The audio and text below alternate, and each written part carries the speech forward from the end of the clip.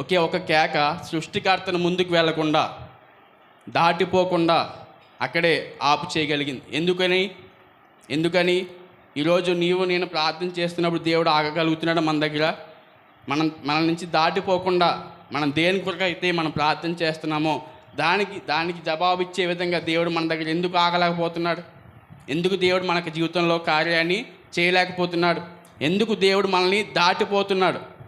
మనం ప్రార్థించినప్పుడు ఎందుకు దేవుడు అక్కడ ఆగట్లేదు? అర్థమవుతుంది కదా? నాకు సమాధానం చెప్పకపోతే నేను ముందుకు వెళ్ళాను. మీరు నాకు చెప్తూ ఉండాలి, మీరు మాట్లాడాలి, నేను అడిగిదని జవాబు చెప్పాలి. నా ప్రశ్న, నీవు నేను మనం ప్రార్థన చేసినప్పుడు దేవుడు మన నుండి దాటిపోతున్నాడా, లేదా మన దగ్గర ఆగి మన ప్రార్థనకు ఆయన జవాబు ఇస్తూ ఉన్నాడా? కొంతమంది చెప్పారు, మేము ప్రార్థన చేసినప్పుడు ఆయన మమ్మల్ని దాటిపోకుండా, మేము దేని కొరకైతే మేము ప్రార్థన చేస్తున్నామో, దేని కొరకైతే మేము దేవుని యొక్క సన్నిధిలో విజ్ఞాపన చేస్తున్నామో దాని గురించి దేవుడు మమ్మల్ని దాటిపోకుండా మేము ప్రార్థించిన వెంటనే మా దగ్గర ఆగిపోయి దేవుడు మాకు జవాబు ఇస్తున్నాడు. మరి కొంతమంది విషయంలో దేవుడు ఎందుకు దాటిపోతున్నాడు? ఎన్నో సంవత్సరాల నుంచి ఏదో దాని గురించి నువ్వు ప్రార్థన చేస్తూ ఉంటావు, ఇంకా నీకు జవాబు అనేది రావడం లేదు. ఉద్యోగం అవ్వచ్చు, గృహం అవ్వచ్చు, పిల్లలు అవ్వచ్చు, మరి ఏదైనప్పటికి కూడా మనందరూ కూడా ప్రార్థన అనేది రోజు కూడా ఆ సమస్య గురించి మనం ప్రార్థన చేస్తూ ఉంటాం. మరి ఎందుకు మన జీవితంలో ఆ జవాబు అనేది మనం పొందుకోలేకపోతున్నాం? ఎందుకు గుడ్డివాడు పిలవగానే, గుడ్డివాడు ప్రార్థించగానే అక్కడ ఆగిపోయాడు? గుడ్డివాడు యొక్క జీవితంలో ఎందుకు దేవుడు ఆ గుడ్డితనం నుంచి విడుదల ఎందుకు ఇచ్చాడు? మన జీవితంలో ఎందుకు ఇవ్వట్లేదు? మనం ప్రతి ఆదివారం మందిరానికి వస్తున్నాం, ప్రార్థన చేస్తూ ఉన్నాం, విజ్ఞాపన చేస్తూ ఉన్నాం, ప్రత్యేక ప్రార్థనలు చేస్తూ ఉన్నాం. మన గృహంలో మనం కూడా వ్యక్తిగతంగా మనం కూడా దేవునికి విజ్ఞాపన చేస్తూ ఉన్నాం. దేవుని యొక్క సన్నిధిలో మనకున్నటువంటి సమస్యల గురించి మనం ప్రార్థన చేస్తున్నప్పుడు కూడా ఎందుకు మన జీవితంలో కార్యం అనేది జరగడం లేదు? మన ప్రార్థన దేవునికి ఎందుకు అంగీకారంగా లేదు? దేవుడు ఎందుకు మన ప్రార్థనను అంగీకరించట్లేదు? అందరూ ప్రార్థన చేసేవాళ్ళే, ఉదయం తెల్లారగట్ల చేసి కొంతమంది ఉంటారు, లేచిన తర్వాత పనులన్నీ కూడా చేసుకున్న తర్వాత ఖాళీ సమయంలో ప్రార్థన చేసేవాళ్ళు కొంతమంది ఉంటారు. సమస్యను బట్టి ప్రతి నిత్యం కూడా పైకి కనపడకపోయినా మనసులో ప్రార్థన చేసుకునే వాళ్ళు కూడా లేకపోలేదు. ఉన్నారని చెప్పట్లేదు, లేరని చెప్పట్లేదు, లేకపోలేదు, ఉండొచ్చు, ఉండకపోవచ్చు. కానీ ఎందుకు మన ప్రార్థనకు దేవుడు జవాబు అనేది ఇవ్వటం లేదు? ఈ యొక్క గుడ్డివాని యొక్క జీవితంలో దేవుడు ఎందుకు నిలిచిపోయాడు? ఎందుకు దాటిపోలేదు? ఎందుకు అతన్ని దాటి వెళ్ళలేదు? అతని యొక్క ప్రార్థన ఎందుకు దేవుడు ఆలకించడనే 3 విషయాలు మీకు జ్ఞాపకం చేస్తాను. చాలా జాగ్రత్తగా 47వ వచనం చదువుదాం. 47వ వచనం. ఈయన నజరేయుడైన యేసు అని వాడు విని, దావీదు కుమారుడా యేసు, నన్ను కరుణింపమని కేకలు వేయ మొదలుపెట్టను. దేవునికి మహిమ కలుగునుగాక. హల్లెలూయా, హల్లెలూయా. ఎందుకు యేసుక్రీస్తు వారు అతని కేకకు దాటిపోకుండా అక్కడే ఆగిపోయాడంటే, మొదటిగా మనం చూస్తూ ఉంటే ఈయన ఏమని పిలిచాడో తెలుసా? ఈయన ఏ విధంగా పిలిచాడో తెలుసా? ఇతను ఏమని పిలిచాడు? నజరేయుడైన యేసు, దావీదు కుమారుడు, నన్ను దాటిపో. దాంట్లో ప్రత్యేకత ఏముందండి? దాంట్లో ప్రత్యేకమైన విషయం ఏముంది? ఆయన నజరేయుడైన యేసే కదా, ఆయన దావీదు కుమారుడే కదా. అంటే అప్పటికి ఆయన కపెర్నహూము, యూదయ ఈ ప్రాంతం అంతా కూడా ఆయన తిరిగి పరిచర్య చేస్తూ అనేక మందిని స్వస్థపరుస్తూ అనేక దెయ్యాల నుంచి విడుదల చేస్తూ అనేక మందిని దేవుడు బాగు చేసినప్పటికి కూడా ప్రజలందరూ కూడా అనేక మంది ఆయన్ను వెంబడిస్తూ ఉన్నారు, అనేక మంది ఆయన వెనకాల వస్తూ ఉన్నారు. కానీ ఎవరు కూడా ఈయన్ని నజరేయుడైన యేసు కానీ, ఈయన దావీదు కుమారుడని కానీ ఎవరు కూడా ఇతన్ని గుర్తించలేదు. తిరుగుతూ ఉన్నారు, ఆయన అద్భుతాలు చేస్తూ ఉన్నాడు, చనిపోయిన వారిని లేవనెత్తుతూ ఉన్నాడు, కుంటి వారికి విడుదలిస్తూ ఉన్నాడు, గుడ్డి వారికి చూపునిస్తూ ఉన్నాడు, చనిపోయిన వారి సహితం కూడా ఆయన లేవనెత్తాడు, కుష్టివారిని స్వస్థపరిచాడు. ఇన్ని చేసినప్పటికి కూడా ఎవరు కూడా ఈయన్ని దావీదు కుమారుడిగా కానీ నజరేయుడైన యేసుగా కానీ ఎవరు కూడా గుర్తించలేదు. ఈయన ఒక సాధారణమైనటువంటి ప్రవక్తే, ఈయన కూడా ఒక ప్రవక్త లాంటి వాడే, ఈయన కూడా ఒక ప్రవక్త మాత్రమే అని చెప్పి ఆయన్ని గుర్తించారు. కానీ ఈయనే దావీదు కుమారుడు, ఈయనే రక్షకుడు, ఈయన ద్వారానే మనకు రక్షణ, ఈయన ద్వారానే మనకు నిత్య రాజ్యం అని చెప్పి ఎవరు కూడా గుర్తించలేదు. నా ప్రశ్న ఏంటంటే, ఆ గుడ్డివాడికి ధర్మశాస్త్రం చదివే అవకాశం లేదు. ఎందుకంటే అతని కళ్ళు గుడ్డివి, చదవడానికి అవకాశం లేదు. కానీ కళ్ళుండి ధర్మశాస్త్రాన్ని ఎరిగి శాస్త్రులు అవ్వచ్చు, పరిసయ్యులు అవ్వచ్చు, వీళ్ళందరూ కూడా ధర్మశాస్త్రాన్ని ఎరిగిన వారే. యేసు ప్రభు వారి గురించి అనేక ప్రవచనాలు వీళ్ళకి తెలుసు. ఆయన ఎక్కడ పుడతాడో, ఎవరికి పుడతాడో, ఏ ప్రాంతంలో పుడతాడో, ఆయన ఏం చేస్తాడో, ఆయన ద్వారా ఏమి ఈ లోకానికి కలుగుతుంది, అన్నీ కూడా ప్రజలందరికీ కూడా, అయోధ్య ప్రజలందరికీ కూడా తెలుసు. ఆయన పుట్టాడు, ఎక్కడైతే పుడతాడని వాగ్దానం ఇచ్చాడో, ప్రవచనం ఉందో ఆ ప్రాంతంలోనే పుట్టాడు.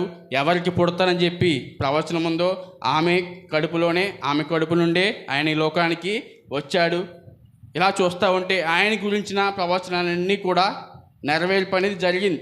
ఆ ప్రవచనాల గురించి వాళ్ళందరికీ కూడా తెలుసు, ధర్మశాస్త్రం చదివిన అందరికి కూడా తెలుసు. కానీ ఈ గుడ్డివాడికి ధర్మశాస్త్రాన్ని చదివే అవకాశం లేదు. మరి ఎలా తెలిసింది ఈయనే నజరేయుడైన యేసు అని? ఈయనకి ఎలా తెలిసింది ఈయనే దావీదు కుమారుడు అని? అంతమందికి శాస్త్రులందరూ కూడా ధర్మశాస్త్రాన్ని బోధించే వారికి కూడా ఈయనే యేసు అని ఎందుకు వాళ్ళు గుర్తించలేకపోయారు? ఈ గుడ్డివాడు మాత్రమే ఎందుకు గుర్తించాడు? అందుకే యేసు ప్రభువారు అక్కడి నుంచి దాటిపోకుండా ఆగిపోయాడు. ఎందుకనంటే ఇంతమంది నన్ను వెంబడిస్తూ ఉన్నారు, ఇంతమంది నా వెనకాల వస్తూ ఉన్నారు, ఇంతమంది అద్భుతాలు నా ద్వారా జరుగుతున్నప్పుడు వాళ్ళందరూ కూడా చూస్తూ ఉన్నారు, నేను ఏం చేస్తున్నాను, ఎలా చేస్తున్నాను అని అన్నీ కూడా వాళ్ళు చూస్తున్నప్పటికి కూడా వీళ్ళెవరు కూడా నన్ను గుర్తించలేదు. ఈ గుడ్డివాడు మాత్రమే నన్ను గుర్తించాడు. ఈ గుడ్డివాడి కేకలో నేనెవరో ఆ గుడ్డివాడు గుర్తించాడు కనుక యేసు ప్రభువు అక్కడి నుంచి దాటిపోకుండా అక్కడ ఆగిపోయాడు. ఇంతమందికి లేనటువంటి యొక్క అవగాహన ఈ గుడ్డివాడికి ఎలా వచ్చింది అంటే, యేసు ప్రభువు ఈ లోకానికి వస్తాడు, ఆయన ఏం చేస్తాడని ప్రవచనాలన్నీ కూడా ఈ గుడ్డివాడు చదవకపోయినా విన్నాడు కనుక, వాళ్ళు వీళ్ళు చెప్పుకునే విషయాలను బట్టి విన్నాడు కనుక ఈయనే దావీదు కుమారుడు, ఈయనే నజరేయుడైన యేసు అని గుర్తించాడు కనుక ఈయన ద్వారానే చనిపోయిన వారు లేవనెత్తబడతారని, ఈయన ద్వారానే స్వస్థతలు అనేవి జరుగుతాయని చెప్పి వాళ్ళు చెప్పుకునే విషయాలను బట్టి అతను గుర్తించుకొని ఆ వ్యక్తి ఏం చేశాడు? ఆయన్ని యేసుగా దావీదు కుమారుడిగా గుర్తించాడు కనుక దావీదు కుమారుడైనటువంటి యేసు ప్రభువారు అతన్ని దాటిపోకుండా ఆగిపోయాడు అక్కడే. అర్థమవుతుంది కదా? దేవునికి మహిమ కలుగును గాక. నా ప్రశ్న ఎందుకు దేవుడు మనం ప్రార్థన చేస్తున్నప్పుడు, మనం పిలిచినప్పుడు ఎందుకు దేవుడు మన నుంచి దాటిపోతున్నాడు అంటే, మనం ప్రార్థన చేస్తూ ఉన్నాం, మనం కూడా ప్రార్థన చేస్తున్నాం, కానీ మనం ఇంకా ఆయన ఎవరో అనేది ఇంకా మనం సరిగ్గా గుర్తించలేదు. ప్రార్థన చేస్తూ ఉన్నాం, మన సమస్య గురించి మనం ప్రార్థన చేస్తున్నప్పుడు ఆ సమస్య ఆయన తీర్చగలడంటావా అని ఎక్కడో మనలో అవిశ్వాసం ఎక్కడో ఏదో ఒక మూలన ఉండడాన్ని బట్టి ఇంకా నీవు పూర్తిగా ఆయన్ని గ్రహించలేదు కనుక నీ ప్రార్థనకు ఇంకా జవాబు అనేది రావడం లేదు. అర్థమవుతుంది కదా? దేవునికి మహిమ కలుగును గాక. హల్లెలూయా. మొదటిగా మనం చూస్తూ ఉంటే గుడ్డివాడు ఆయన ఎవరో గ్రహించాడు. ఆయనే దావీదు కుమారుడు, ఆయన నజరేయుడైన యేసు, ఆయన ద్వారానే అద్భుతాలు అనేవి జరుగుతాయి. ఆయన మాత్రమే చనిపోయిన వారిని లేవనెత్తుతాడు, ఆయన మాత్రమే స్వస్థతలు అనేవి చేయగలుగుతాడని చెప్పి ఆల్రెడీ ప్రవచనాలు ఉన్నాయి కనుక అవన్నీ కూడా ఆ వ్యక్తి విన్నాడు కనుక, విన్నదాన్ని బట్టి ఆల్రెడీ ఆయన ద్వారా చేయబడుతున్నటువంటి ప్రతి కార్యాన్ని కూడా ఈ వ్యక్తి విన్నాడు కనుక, ఓహో ఈ వ్యక్తే ఈయనే ఆయన అని చెప్పి గుర్తించాడు కనుక ఏమని పిలిచాడు? దావీదు కుమారుడు నన్ను దాటిపోక్. ఈరోజు మనం కూడా అనేక విషయాల గురించి మనం ప్రార్థన చేస్తూ ఉంటాం, కానీ దానికి ఎందుకు జవాబు రావట్లేదంటే మనకి ప్రార్థనలో ఇంకా సరైనటువంటి అవగాహన, ఆయన ఎవరో అనే అవగాహన ఇంకా మనలో లేదు. నీ సమస్య నీకు ఎలా అనిపిస్తుంది అంటే దేవుని కన్నా పెద్దదిగా అనిపిస్తూ ఉంటుంది. అర్థమవుతుంది కదా? నీ సమస్య అది ఏదైనప్పటికీ కూడా అది దేవుని కన్నా నీకు పెద్దదిగా అనిపిస్తుంది కనుక దేవుడు ఆ సమస్య తీర్చగలడో తీర్చలేడు అనే అనుమానం ఇంకా నీలో ఎక్కడో ఉన్నది కనుక ఆయన తీర్చగలడని చెప్పి నీలో ఇంకా విశ్వాసం అనేది లేదు కనుక నువ్వు గ్రహించలేదు.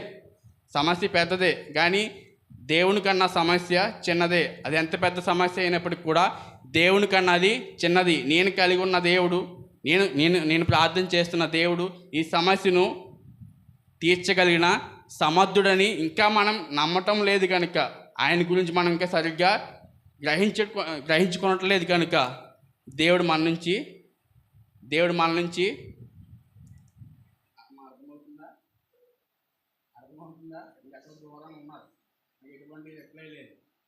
అర్థమవుతుంది కదా. దేవునికి మహిమ కలుగును గాక. దేవుడు మన నుంచి ఎందుకు దాటిపోతున్నాడు దేవుడు మన నుంచి?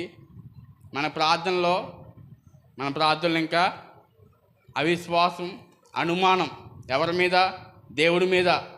మనం ప్రార్థన చేసే ఆ యొక్క సమస్య అవ్వచ్చు, ఇరుకు అవ్వచ్చు, ఇబ్బంది అవ్వచ్చు, వేదన అవ్వచ్చు, అనారోగ్యం అవ్వచ్చు, వీటన్నిటికన్నా దేవుని మనం చిన్నగా చూస్తున్నాం.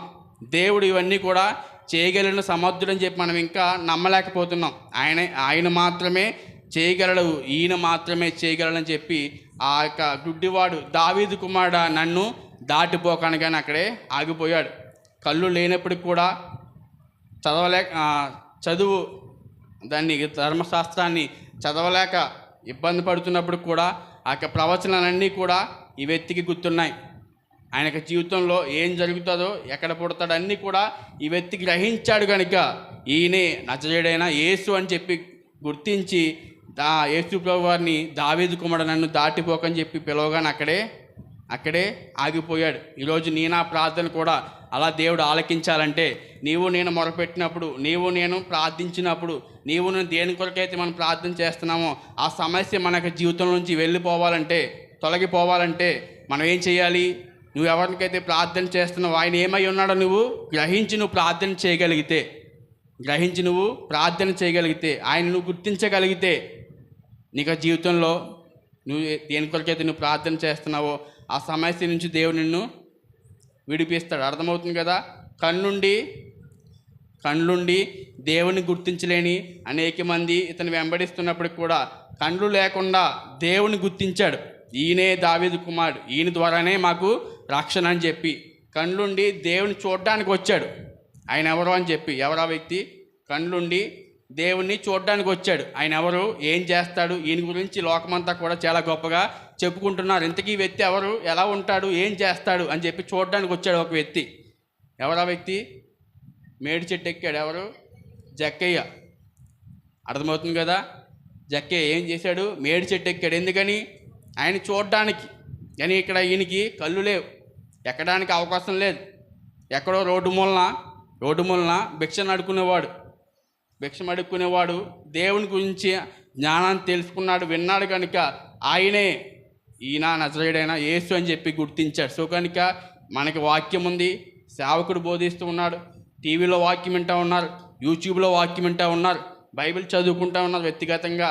ఇంకా నువ్వు యేసు ప్రభు ఎవరో గుర్తించకుండా నువ్వు ప్రార్థన చేస్తున్నావేమో. అందుకే నీ యొక్క ప్రార్థనకు ఇంకా జవాబు అనేది రావటం లేదు. దేవుడు మనతో మాట్లాడుతున్నాడు. దేవుడు సమర్థుడై ఉన్నాడు. ప్రతి సమస్య నుండి ఆయన విడిపించడానికి ఆయన సమర్థుడై ఉన్నాడు. అర్థమవుతుంది కదా. దేవుడే సమస్తము కూడా చేయగలిగిన సమర్థుడై ఉన్నాడు కనుక నువ్వు ప్రార్థించేది ఎవరికో నువ్వు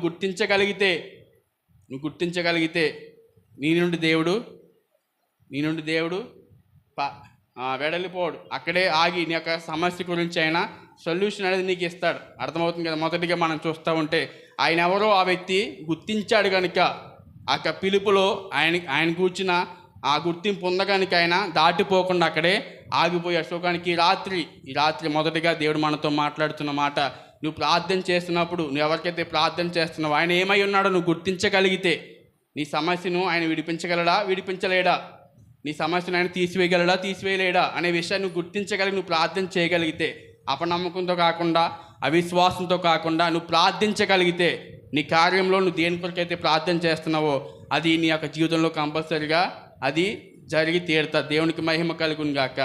రెండవదిగా దావీదు కుమారుడైనటువంటి యేసు ప్రభువారు అతన్ని దాటిపోకుండా ఎందుకు అక్కడే ఆగిపోయాడు? 48వ వచనం, ఊరకుండమని అనేకులు వాణ్ణి గద్దించరు కానీ వాడు దావీదు కుమారుడా నన్ను కరుణింపమని మరీ ఎక్కువగా కేకలు వేసింది. దేవునికి మహిమ కలుగును గాక. మరొక కారణం ఎందుకు దావీదు కుమారుడైనటువంటి యేసు ప్రభువారు ఆ వ్యక్తిని దాటిపోకుండా అక్కడే ఆగిపోయాడు. ఒకటి, ఆయన ఎవరో ఆ వ్యక్తి గుర్తించాడు కనుక. ఎన్నో ప్రవచనాలు ఉన్నాయి, వాక్యాన్ని బోధించేవారు కూడా ఆయన్ని గుర్తించలేదు.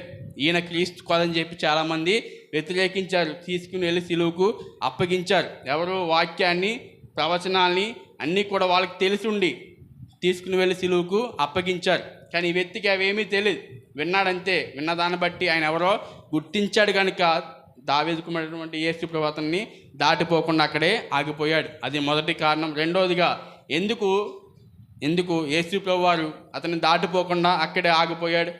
ఎందుకు చదివాం కదా, ఏంటది?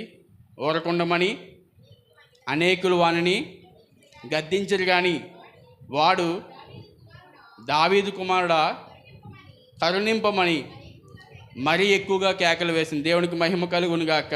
ఇక్కడ మనం చూస్తూ ఉంటే ఇతను ప్రార్థన చేస్తున్నాడు. ఏమని? దావీదు కుమారుడు మమ్మల్ని దాటిపోకని ప్రార్థన చేస్తున్నప్పుడు, పిలుస్తున్నప్పుడు, కేక వేస్తున్నప్పుడు అనేక మంది చుట్టూ ఉన్న ప్రజలందరూ కూడా అన్ని ఊరకొండమని, పిలవద్దు, కేకలు వేయొద్దు, నువ్వు అరవకు అని చెప్పి అతన్ని అనేక మంది ఆటంకపరుస్తూ ఉన్నారు. అతనేమో ఇతను దాటిపోతే, ఇతను వెళ్ళిపోతే నాకు సమస్య నుండి నాకు విడుదల అనేది కలగదు, ఈయన ద్వారానే నాకు విడుదల, ఈయన ద్వారా నాకు చూపు అనేది, ఈయన దాటిపోతే నాకు ఈ యొక్క గుడ్డితనం నుంచి నాకు విడుదల అనేది ఉండదని చెప్పి ఇతనేమో మరీ ఎక్కువగా కేకలు వేస్తున్నప్పుడు కూడా చాలామంది ఇతన్ని ఆటంకపరుస్తున్నారు. ఎందుకని ఆ గుడ్డివాడికి విలువ లేదు, గుడ్డివాడి యొక్క కేకకు విలువ లేదు. వాడి కేక అనేక మందికి వినసంపుగా అనేది లేదు. మనం చూస్తూ ఉంటే అనేక ఆటంకాలు, అనేక సమస్యలు మన యొక్క జీవితంలో వచ్చినప్పుడు మనం దేని కొరకైతే మనం ప్రార్థన చేస్తున్నామో ఆ ప్రార్థన చేయకుండా అనేక సమస్యలు మనల్ని ఆపు చేస్తాయి. ఇక్కడ కూడా మనం చూస్తూ ఉంటే ఈ గుడ్డివాడు ప్రార్థన చేస్తున్నాడు. ఏమని? దావీదు కుమారుడు నన్ను దాటిపోకని. చూస్తామని చుట్టూ కూడా అనేక మంది తన్ని ఆటంకపరుస్తూ ఉన్నారు. పిలవద్దు, అరవద్దు, కేకలు వేయొద్దు అని చెప్పి అనేక మంది ఆటంకపరుస్తున్నారు. కానీ ఈ వ్యక్తి ఏం చేశాడు? ఆటంకాల మధ్యలో ఇంకా మరీ ఎక్కువగా పట్టుదల కలిగి ఏం చేస్తున్నాడు? దావీదు కుమారుడు నన్ను దాటిపోకని మరింతగా కేకలు వేస్తూ ఉన్నాడు. దేవునికి మహిమ కలుగును గాక. రెండవదిగా దావీదు కుమారుడైనటువంటి యేసు ప్రభువు ఎందుకు అతని ప్రార్థనకు, అతని కేకకు దాటిపోకుండా అక్కడే ఆగిపోయాడంటే అతను ఆటంకాల మధ్యలో పట్టుదల కలిగి ఇంకా మరింత ఎక్కువగా ప్రార్థన చేశాడు కనుక దావీదు కుమారుడైనటువంటి యేసుక్రీస్తు వారు అతన్ని దాటిపోకుండా అక్కడే నిలిచిపోయాడు. ఈ రాత్రి నీవు నేను కూడా ప్రార్థన చేస్తూ ఉన్నాం. ఎందుకు దేవుడు దాటిపోతున్నాడంటే మన ప్రార్థన ఇన్స్టెంట్ కాఫీ. ఎలాగా? అప్పటికప్పుడే హాట్ వాటర్లో ఆ కాఫీ పొడి ప్యాకెట్ అలా ముంచగానే అది కాఫీ అయిపోవాలి. గ్యాస్ మీద పెట్టి మరిగించేంత ఓపిక అనేది మనకి లేదు కనుక ఇప్పుడంతా కూడా గ్రీన్ టీ ఆ ప్యాకెట్లు అన్నీ వస్తూ ఉన్నాయి. హాట్ వాటర్లో పెడితే అది కాఫీ అయిపోతుంది, లేదంటే అది గ్రీన్ టీ అయిపోతుంది. సో కనుక వెంటనే జరిగిపోవాలి, వెంటనే అయిపోవాలి. మనం చేసిన వెంటనే దేవుడు ఆమెనని ముద్రించేయాలి. మనం ఎలాగున్నా పర్లేదు, కానీ దేవుడు మాత్రం మన ప్రార్థనకు జవాబు అనేది ఇచ్చేయాలి. ఇవ్వకపోతే దేవుడు మా పట్ల దేవుడు కరుణించట్లేదు, మా మీద ఆయన కనుదృష్టి అనేది లేదు. దేవునికి కొంతమంది ఇష్టం. దేవుడేమి పక్షపాతి కాదు, దేవుడేమి మనిషి కాదు, మనిషి వల్ల ఆయన పక్షపాతం చూపించడానికి. అర్థమవుతుంది కదా? ఆయన దేవుడు, ఆయనకి అందరూ కూడా సమానులే. ఆ గుడ్డివాడు ప్రార్థించినప్పుడు ఎందుకు ఆగాడంటే అతని ప్రార్థనలు ఏం కనిపించింది? పట్టుదల కనిపించింది. ఆటంకాలు ఉన్నాయి, అందరూ కూడా అతన్ని తిడుతూ ఉన్నారు, కేకలు వేస్తూ ఉన్నారు, గద్దిస్తున్నప్పుడు కూడా అతను ఆగకుండా మరింత ఎక్కువగా కేకలు వేస్తూ ఉన్నాడు. ఈ రాత్రి అనేక సమస్యలు మనకు వచ్చినప్పుడు మనం ప్రార్థన చేస్తూ ఉంటాం. ఆ సమస్య వెంటనే తీరకపోతే, వెంటనే దానికి జవాబు అనేది రాకపోతే మనం వెంటనే ప్రార్థన అనేది ఇంకెక్కువ చేస్తారా ప్రార్థన? ఆపేస్తారా? మనమైతే మనమైతే మనం దేని కొరకైతే మనం ప్రార్థన చేస్తాం అది మన జీవితంలో జరగకపోతే వెంటనే ప్రార్థన అనేది మనం ఇంకా రేపటి రోజున చెయ్యం. ఎందుకు? నా ప్రార్థన దేవుడు ఆలకించట్లేదు, ఇన్ని రోజులు మందిరానికి వెళ్తున్నాను, పరిచర్య చేస్తున్నాను, పాటలు పాడుతున్నాను, ఆరాధన నడిపిస్తున్నాను, ఇన్స్ట్రుమెంట్స్ ప్లే చేస్తున్నాను, దేవుని యొక్క సన్నిధిలో నమ్మకంగా నేను కానుక అనేది ఇస్తున్నాను, అయినా కూడా నా ప్రార్థనకి ఎందుకు జవాబు ఇవ్వట్లేదు అని చెప్పి మనం ఏం చేస్తాం? ప్రార్థన అనేది చేయకుండా నిలిపివేస్తాం, ఇంకా ఆపేస్తాం. మనం చూస్తూ ఉంటే అనేక ఆటంకాలు కూడా మనకి ఎదురవుతూ ఉంటాయి. ప్రార్థన చేయాలని ఆసక్తి లోపడున్న సీరియల్లో, సినిమానో, ఫ్రెండ్సో, ఆ పనో ఈ పనో మొత్తం మీద అనేక ఆటంకాల మధ్యలో మనం ప్రార్థన అనేది పట్టుదలగా చేయలేకపోతున్న కారణాన్ని బట్టే దేవుడు నీ నుండి దాటిపోతున్నాడు. ఆలోచించండి, ఈ రాత్రి నీ యొక్క జీవితంలో కార్యం జరగాలంటే రెండవదిగా నువ్వేం చేయాలి? ఆటంకాల మధ్యలో, ఆటంకాలు అనేవి ప్రతి వారికి ఉంటాయి, ఆటంకాల మధ్యలో ఇంకా ఎక్కువగా పట్టుదల కలిగి నువ్వు ప్రార్థించగలిగితే ఆ యొక్క సమస్య అయినా, వేదనైనా, బాధ అయినా, మరేదైనప్పటికీ కూడా అది నీ నుండి తొలగిపోతా. దేవునికి మహిమ కలుగును గాక. యాకోబు గారు ఎగ్బేక్ రేవు దగ్గర యాకోబు గారు ఏం చేశారు? నువ్వు నన్ను ఆశీర్వదిస్తే కానీ నేను నిన్ను విడిచిపెట్టను. ఎందుకని? నేను ఆశీర్వాదం పొందుకోవాలి. నాన్న అక్కడ నా గురించి ఎదురు చూస్తున్నాడు, నన్ను చంపడానికి, నా మీద అతను యుద్ధం చేయడానికి, నాతో అతను వాద్యం ఆడడానికి అతను ఎదురు చూస్తున్నాడు. అతని నుంచి నాకు విడుదల కావాలి, నన్ను ఆశీర్వదించని చెప్పి అక్కడే పట్టుదల కలిగి రాత్రి అంతా కూడా వదలకుండా పట్టు విడవని విక్రమార్కుల్లాగా ఏం చేశాడు? నన్ను ఆశీర్వదించి చెప్పి ప్రార్థన చేశాడు. కనుక అక్కడే యాకోబుని కాస్త దేవుడు ఇశ్రాయేలుగా, మా వాక్యం తెలుసు కదా, చెప్పలేమని వెనకాల, యాకోబుని కాస్త ఇశ్రాయేలుగా దేవుడు ఆ రాత్రి ఆశీర్వదించాడు. సో కనుక ఎందుకని? పట్టు వదలకుండా, సమస్య ముందుంది, నేను ఎదుర్కొనే అంత సమర్థునైతే కాదు, నాకు శక్తి లేదు, ఆ సమస్య నేను ఎదుర్కోలేను, నన్ను ఎలాగైనా దాని నుంచి విడుదల కలిగించని చెప్పి రాత్రి అంతా కూడా పట్టు వదలకుండా ప్రార్థన చేశాడు. కనుక అంటే రెండవదిగా ఆటంకాల మధ్యలో పట్టు వదలని ప్రార్థన, అర్థమవుతుంది కదా. రెండవదిగా మనం ఈ యొక్క ప్రార్థన చేయగలిగితే ఆటంకాలు అనేవి వస్తూ ఉంటాయి. ఆటంకాలు ఎలా వస్తాయనేది మనకు తెలియదు. కొన్ని ఆటంకాలు మీకు జ్ఞాపకం చేశాను. సినిమా అవ్వచ్చు, మొబైల్ అవ్వచ్చు, సీరియల్ అవ్వచ్చు, మరేదో అవ్వచ్చు. కానీ వాటి మధ్యలో ఇంకా ఎక్కువగా నువ్వు ప్రార్థన చేయగలిగితే దేవుడు నీ నుండి దాటిపోడు, నీ సమస్యకైనా అక్కడే జవాబు అనేది ఇస్తాడు. మూడవదిగా 52వ వచనం, అందుకు యేసు, నీవు వెళ్ళుము, నీ విశ్వాసము నిన్ను స్వస్థపరిచునని చెప్పను. వెంటనే వాడు త్రోవన ఆయన వెంట చూపు పొంది వెళ్ళను. దేవునికి మహిమ కలుగును గాక. మూడవదిగా ఎందుకు యేసు ప్రభువారు అతన్ని దాటిపోకుండా అతని ప్రార్థనకు, అతని కేకకు అక్కడే నిలిచిపోయాడంటే అతని యొక్క ప్రార్థనలో, అతని యొక్క పిలుపులో ఏముంది? విశ్వాసం కనిపించింది యేసు ప్రభువారికి. ఎందుకని? ఆ వ్యక్తికి తెలుసు, ఈయనే నజరేయుడు, ఈయన దాటిపోతే నాకు విడుదల అనేది లేదు, ఈయనకి దాటిపోయాడా నా పరిస్థితి ఇంతే, యథా రాజా తదా ప్రజ అన్నట్టుగానే నా పరిస్థితి ఇక్కడే నేను భిక్షమడుక్కుంటూ ఉండాలి, ఇక్కడే నాకు ఎటువంటి యోగ్యత లేకుండా, ఎటువంటి నాకు గౌరవం అనేది లేకుండా, ఇక్కడే నేను నా యొక్క బతుకంతా కూడా ఇక్కడే జీవనం అనేది సాగించాలి. ఈయన దాటిపోయాడా నా జీవితంలో, నా యొక్క ఈ యొక్క గుడ్డితనం నుంచి నాకు విడుదల అనేది లేదు అని చెప్పి అతను విశ్వాసపూరితంగా ఈయన మాత్రమే చేయగలడు, ఈయన ద్వారానే నాకు కళ్ళు అనేవి మరలా తిరిగి వస్తాయని చెప్పి విశ్వాసంగా ప్రార్థించాడు. కనుక యేసు ప్రభువారికి ఆ కేకలో విశ్వాసం కనిపించింది, కనుక దాటిపోకుండా అక్కడే ఆగిపోయాడు. సో కనుక ఈ రాత్రి నేను ముగిస్తున్నాను. ఈ రాత్రి మూడవదిగా దేవుడు మనతో సెలవిస్తున్న మూడవ మాట, నీ యొక్క ప్రార్థనలో దేవునికి విశ్వాసంగా నీకు కనిపిస్తే, విశ్వాసపూరితమైన ప్రార్థన నువ్వు చేయగలిగితే దేవుడు నీ నుండి దాటిపోకుండా నీ ప్రార్థనకైనా జవాబిస్తాడు. దేవునికి మహిమ కలుగును గాక. ఏలియా గారు ప్రార్థన చేస్తూ ఉన్నారు. 450 మంది అవతలు ఉన్నారు, ఈయన ఒక్కడే యువతలు ఉన్నాడు. ఏం జరుగుతుంది? ప్రజలందరూ కూడా బయలుదేవత అంటే బయలుదేవత అంటున్నారు, యెహోవా దేవత అంటే యెహోవా దేవత అంటున్నారు, ఇద్దరు కూడా దేవుళ్ళు అంటే ఇద్దరు దేవుళ్ళు అంటున్నారు. రెండు రెండు ఆలోచనల మధ్యన వాళ్ళు జీవిస్తున్న సమయంలో ఎంతవరకు మీరు ఏ విధంగా రెండు ఆలోచనల మధ్యన మీరు నడుస్తూ ఉంటారు? ఈరోజు మనం తేల్చుకుందాం రండి. బయలుదేవత దేవుడా, యెహోవా దేవుడా, ఎవరో దేవుడో తేల్చుకుందాం రండి అని చెప్పి పిలిచాడు అందరినీ. మొదటిగా అవకాశం ఎవరికి ఇచ్చారు? బయలుదేవత యొక్క ప్రవక్తలకు అవకాశం ఇచ్చాడు. మీరు ఏ విధంగా బలిస్తారో ఆ విధంగా సిద్ధపరచుకోండి. మీరు మీ యొక్క దేవునికి ప్రార్థన చేసుకోండి. ఎవరి యొక్క ప్రార్థన దేవుడు ఆలకించి ఆ యొక్క బలిని దహనం చేస్తాడో దేవుడు అంగీకరిస్తాడు. వాళ్ళ దేవుడు మాత్రమే దేవుడు అని చెప్పి మనం ముందుకు కొనసాగాలని చెప్పి వాళ్ళిద్దరి మధ్యలో ఒప్పందం కుదిరింది.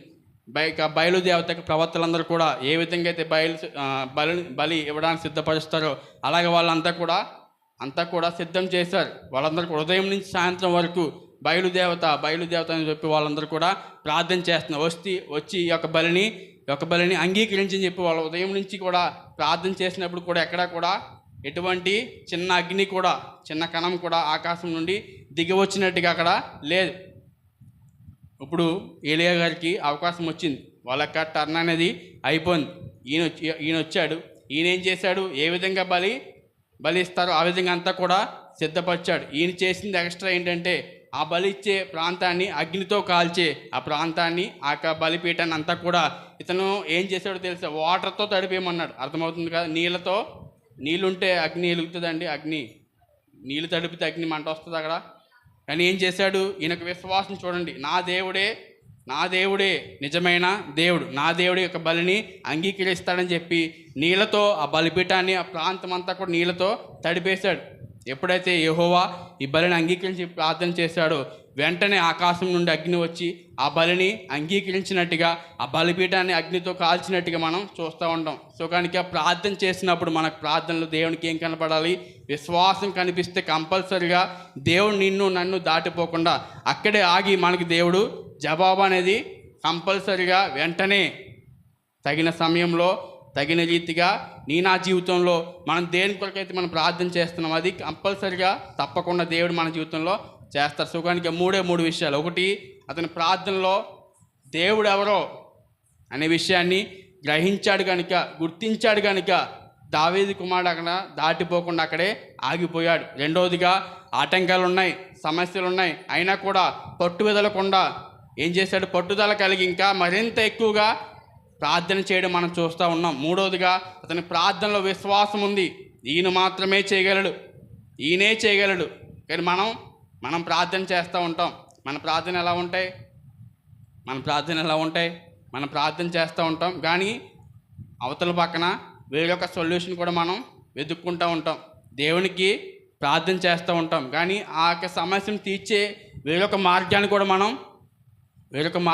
మనం వెతుక్కుంటూ ఉంటాం, చూసుకుంటూ ఉంటాం. సుఖానికి అలా ఉండకూడదు. మనకు ప్రార్థన ఎలా ఉండాలి? ఈయన మాత్రమే చేయగలడు అని చెప్పి మనం నమ్మగలిగితే, విశ్వాసంగా మనం ప్రార్థించగలిగితే, దావీదు కుమారుడు ఆ గుడ్డివాడిని దాటిపోకుండా ఎలా అయితే ఆగాడో మన ప్రార్థన కూడా ఆయన దాటిపోకుండా మన మధ్యనే ఆగి మన ప్రార్థన ఆయన ఆలకిస్తాడు కనుక ఈ రాత్రి ఈ 3 మాటలు దేవుడు మనందరి వెనుకల్లో దీవించి ఆశీర్వదించును గాక. మన ప్రార్థన కూడా దేవుడు దాటిపోకుండా ఉండాలంటే 3 విషయాలు. ఒకటి, ఆయన ఎవరో మనం గ్రహించి మనం ప్రార్థన చేయగలిగితే మన జీవితంలో దేవుడు గొప్ప కార్యాలు చేస్తాడు. రెండవదిగా, ఆటంకాలున్నా సమస్యలున్నా ఏది ఉన్నప్పటికీ కూడా పట్టుదల కలిగి మనం ఆటంకాల మధ్యలో మనం ప్రార్థన చేయగలిగితే దేవుడు నా నుండి దాటిపోకుండా మన ప్రార్థనకైనా జవాబు అనేది ఇస్తాడు. మూడవదిగా, మన ప్రార్థనలు ఏముండాలి? అవిశ్వాసం ఉండాలా? మన ప్రార్థనలు అపనమ్మకం ఉండాలా? మన ప్రార్థనలు ఏముండాలి? విశ్వాసపూరితమైనటువంటి ప్రార్థన మనం చేయగలగాలి. విశ్వాసం ఉండాలి. విశ్వాసం లేకుండా దేవునికి ఎవరు కూడా ఇష్టలుగా ఉండడానికి అవకాశం లేదు. సో కనుక మనందరం కూడా మన ప్రార్థన ఎలా ఉండాలి? మూడవదిగా, విశ్వాసపూరితమైన ప్రార్థన మనం చేయగలిగితే దేవుడు నా నుండి దాటిపోకుండా మన దగ్గర ఆగిపోయి మన ప్రార్థనకైనా జవాబిస్తాడు. సో కనుక అట్టి రీతిగా మనందరం కూడా ఇక నుంచి మన ప్రార్థనలో ఇట్టి రీతిగా ఈ 3 విషయాలు ఏంటి? దేవుడు ఎవరో గ్రహించుకొని, రెండోదిగా పట్టు వదలకుండా, మూడోదిగా విశ్వాసంతో మనం ప్రార్థించగలిగితే దేవుని యొక్క కార్యాలు మనకి జీవితంలో మనం చూడగలుగుతాం. అందరూ మోకరిద్దాం. ఒక్క నిమిషం ఎవరికి వారిగా మోకరిద్దాం. ఎవరి స్థలాలు వాళ్ళు మోకరించి విన్న వాక్యాన్ని బట్టి ఒక్క నిమిషం మనం ప్రార్థన చేసుకుందాం. అయ్యా, మనం దాటిపోతున్నావు, ఎందుకు దాటిపోతున్నావో ఈ రాత్రి మాతో మాట్లాడి ఉన్నారు. దేవా నీవెవరో మేము గ్రహించలేకుండా ఇంతవరకు మేము ప్రార్థన చేస్తున్నామేమో, నీవెవరో మేము తెలుసుకోకుండా మా యొక్క ప్రార్థన ఉందేమో దేవా, మా యొక్క ప్రార్థనలు ఎటువంటి పట్టుదల లేకుండా దేవ ఎటువంటి పట్టుదల లేకుండా మేము ప్రార్థన చేస్తున్నామేమో, ఒకసారి ప్రార్థించేసి దేవ కార్యం చేయకపోతే మేము విడిచిపెట్టేస్తున్నామేమో దేవా మమ్మల్ని క్షమించు. ఈ రాత్రి నుంచి మా ప్రార్థన ఆలకించయ్యా. మా ప్రార్థనలో దేవా నీవెవరో మేము గుర్తించి మేము ప్రార్థన చేసి కృప మా అందరికీ దయచేయండి అయ్యా. మీకే వందనాలు. ఇదిగో తండ్రి దేవా, మేము మా యొక్క ప్రార్థనలో దేవ విశ్వాసం మేము చూడాలయ్యా, విశ్వాసపూరితమైన ప్రార్థన మేము చూడాలయ్యా. దేవ విశ్వాసంగా మేము ప్రార్థన చేయడానికి మీరే మాకు సహాయం చేయండి. దేవ అవిశ్వాసాన్ని మాలో నుంచి తొలగించండి అయ్యా. దేవ అవిశ్వాసాన్ని మాలో నుంచి మీరు తొలగించండి అయ్యా. మీకు వందనాలు దేవ. మా ప్రార్థన ఆలకించయ్యా దేవ, మా ప్రార్థన ఆలకించయ్యా. దావీదు కుమారుడు దాటిపోకయ్యా, నువ్వు దాటిపోతే మాకు సహాయం చేసేవారు ఎవరు ఈ లోకంలో మాకు లేరయ్యా. మీకే వందనాలు దేవా, మమ్మల్ని దాటిపోకయ్యా. నీకే వందనాలు, మీకే వందనాలు, మీకే వందనాలు, మీకే వందనాలు. ఒక్క నిమిషం ప్రార్థన చేసుకోండి. మీ ప్రార్థన ఎలాగుంది? మీ ప్రార్థన ఎలాగుంది? ఎలా మీరు ప్రార్థన చేస్తున్నారు? ఆయన ఎవరో గుర్తించి ప్రార్థన చేయగలుగుతున్నారా? ఆయన యొక్క సన్నిధిలో పట్టు వదలకుండా పట్టుదల కలిగి మీరు ప్రార్థన చేయగలుగుతున్నారా? మీ యొక్క ప్రార్థన విశ్వాసపూరితమైన ప్రార్థనైనా? విశ్వాసంగా మీరు ప్రార్థన చేయగలుగుతున్నారా? దేవుని మీద పూర్తిగా మీరు నమ్మగలుగుతున్నారా? అసంపూర్తిగా దేవుని మీద నమ్మకం కలిగి ఉంటున్నారా? ఆలోచన చేయండి. ఈ రాత్రి దేవుడు మనతో మాట్లాడి ఉన్నాడు. నీ ప్రార్థనలో ఆయన ఎవరో నువ్వు గుర్తించగలిగితే, పట్టు వదలకుండా నువ్వు ప్రార్థించగలిగితే, విశ్వాసంగా దేవుని ప్రార్థించగలిగితే దావీదు కుమారుడు నేను దాటిపోకుండా నీ సమస్య ఏదైనప్పటికీ కూడా ఆయన తీర్చగలిగే సమర్థుడు కనుక మనందరూ కూడా ఒక్క నిమిషం ప్రార్థన చేసుకుందాం. దేవా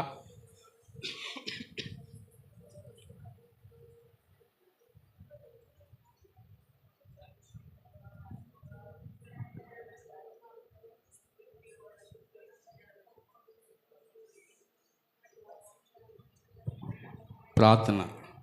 పరిశుద్ధుడా, ప్రేమ కలిగిన తండ్రి, కృప కలిగిన దేవ, మీకు వందనాలు, స్తోత్రాలు. రాత్రికాల సమయంలో ఈ సిలువ ధ్యాన కూడికలో దేవ ఇటు రీతిగా ఇంతవరకు జరిగిన యొక్క కూడిక అంతా కూడా ఎంతో మహిమకరంగా దీవెనకరంగా మీరు జరిగించినందుకు వందనాలు. ఇదిగో తండ్రి, ప్రారంభం నుండి దేవ ఇంతవరకు దేవ మీరు ఎంతో ఘనంగా మహిమకరంగా మీరు జరిగించారు. చేరొచ్చిన మా అందరికి కూడా దీవెనకరంగా దేవ ఆశీర్వాదకరంగా మీరు జరిగించిన విధానాన్ని బట్టి మీకు వందనాలు, మీకే స్తోత్రాలు. ఇదిగో తండ్రి, ఈ యొక్క స్థలంలో ఈ యొక్క మందిరంలో చేయబడుతున్న ప్రతి ప్రార్థన మీద మీ యొక్క కనుదృష్టి ఉంచండి అయ్యా. మీకే వందనాలు. ప్రతి ప్రార్థన మీరు ఆలకించండి అయ్యా. మీకే వందనాలు.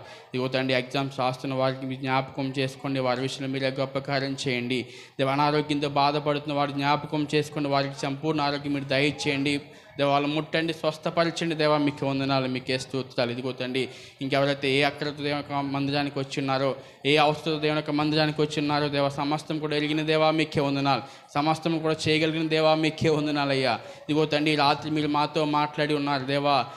దావీదు కుమారుడు మనం దాటిపోకయ్యా. మీకే వందనాలు. ఇదిగో తండ్రి, మాకు అక్కర మాకు అవసరత దేవ, మాకు ఇబ్బందులన్నీ కూడా దేవా నజరేయుడైన యేసు నామములో దేవ తీర్చడమని ప్రార్థిస్తుంది.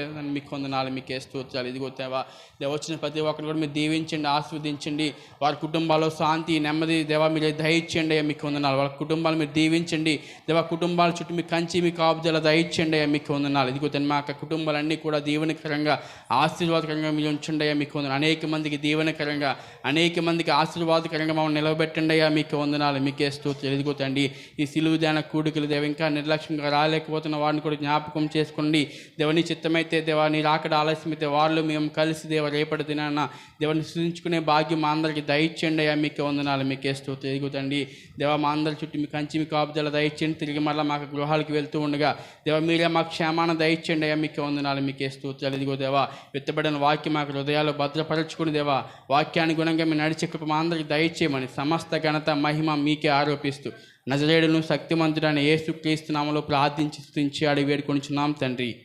ఇప్పుడు మన తండ్రి అయిన దేవుని యొక్క ప్రేమయు కుమారుడైన యేసుక్రీస్తు వారి కృపయు పరిశుద్ధాత్మ యొక్క అన్యోన్య సహవాసము సమాధానము సకలోక పరిశుద్ధులకును ఈ రాత్రి కూడికి వచ్చిన మనకును ఆయన రాకడ పర్యాంతం వరకు తోడై నడిపించునుగాక.